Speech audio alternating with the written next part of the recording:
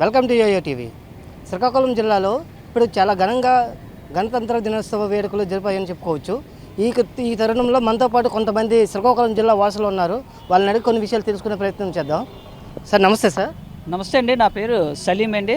Handloom handicraft ఎగ్జిబిషన్కి సెక్రటరీని. అలాగే exhibition Srikakulam డిస్టిక్లోని దాదాపు 10 సంవత్సరాల నుంచి ప్రతి సంవత్సరం పండక్కి పెట్టడం జరుగుతుంటుంది. అలాగే ఈ ఎగ్జిబిషన్ కనీసం 3 నెలలు కొనసాగుతుంది. అలాగే జనవరి 26 జెండా ప్రోగ్రాం అనేది కూడా చేయడం జరుగుతుంది.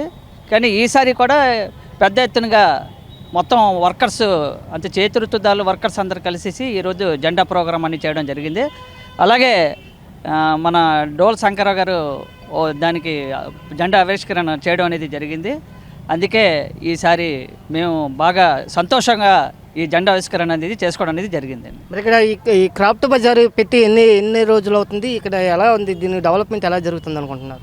ఇది క్రాఫ్ట్ బజార్ పెట్టి 3 నెలలు అవుతుందండి. కానీ ప్రతి సంవత్సరంలాగా ఈ సంవత్సరం కూడా కొనసాగింది.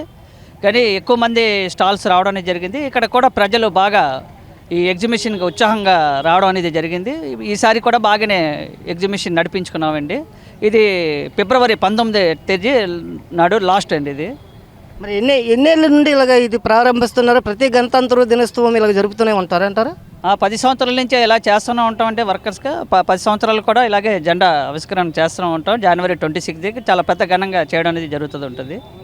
సార్ మీరు చెప్పండి సార్, మీరు ఏ విధంగా ఇక్కడ ఎలా ఈ గణతంత్ర దినోత్సవాలు జరుపుతున్నారు కదా, ఈ విధంగా మీకు ఎలా రియాక్ట్ అవుతున్నారు? దీన్ని బట్టి మేము చాలా సంతోషంగా రియాక్ట్ అవుతున్నాము.